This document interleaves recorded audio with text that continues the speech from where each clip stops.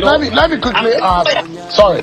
So, I think as of that she has breached the law, she said she has broken no law. Thank you very much. Let me clarify this very clearly. Despite very deliberate attempts by the media to make the whole thing look like it was targeted at a single and a particular person. There was nothing like that. The security protocols and the directives that were issued yesterday were basically to ensure security in the state. We are having issues in about 3 places, including in Kogi West, in Kogi local government area to be specific, where as a result of crisis resulting from fishing ponds, 2 people have already been killed, and security has been deployed there. In Kogi East, especially in Njema district, where we are having communal clashes, people have also been killed, and we are taking security. We are going through a lot of security procedures in those places to arrest the situation.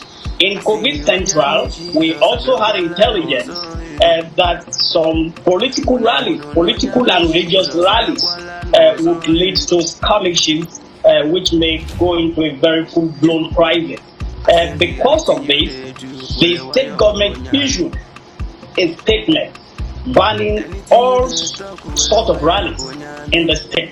Even the issue that had to do with convoy was because we did not want people to import unauthorized people in the name of security operatives into the state to fuel the crisis that we are trying to manage. That was the situation. So nobody is saying that it is a law, it is a directive, it is a statement of the state government which has been flouted, and the statement was issued to ensure security. And if you listen to her today, you will understand that those who gave the intelligence were very correct.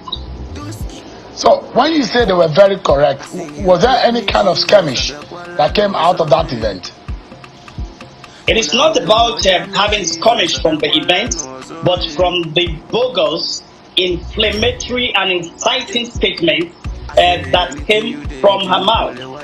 For instance, if you face the people of your senatorial district and you are telling them that people have been contracted to kill you, and you are mentioning names of the Senate President, the former governor, and the current governor being complicit, that is inciting. And that is how crisis, full-blown crisis, that's how they start. So it is very clear that they definitely got it very right with the security report. If not for efforts by the state government to calm trade nerves and to ensure that some militants were not imported into the state, then we will not be saying what we are saying here today. You said in your statement earlier today that the senator violated the state government's ban on political gatherings. Can you explain more on what you meant in that statement by that? Thank you very much. From the videos I saw a procession into her place where they were singing all kinds of inciting songs.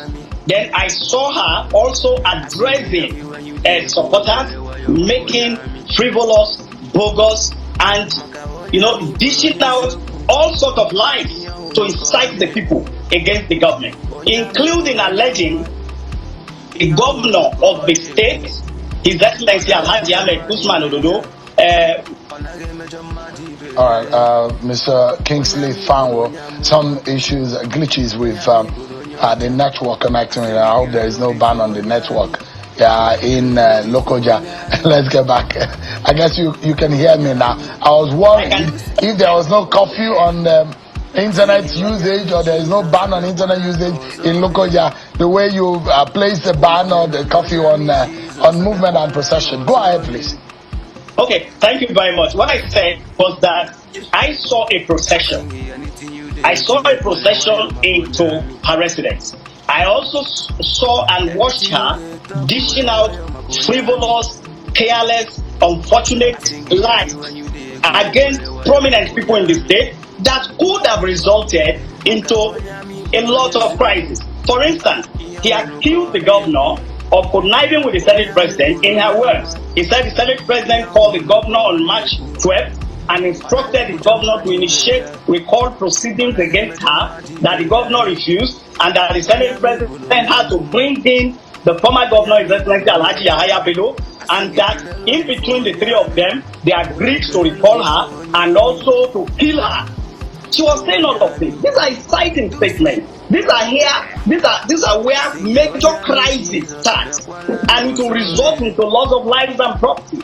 You know, because let me make it very clear here: the governor and the Senate President never discussed anything that has to do with the Kogi, the suspended senator of Kogi Central. There was no conversation. There was no conversation to recall her. There was no conversation to assassinate her. So all those things were to incite the people and cause violence in Kogi Central. Let me ask you quickly, Mr. Fanwo, and I ask you if you think that she has violated any law. She said she's done nothing wrong. In the eye of the law and from the perspective of the Kogi state government, has Senator Natasha Akpoti-Uduaghan committed any offense?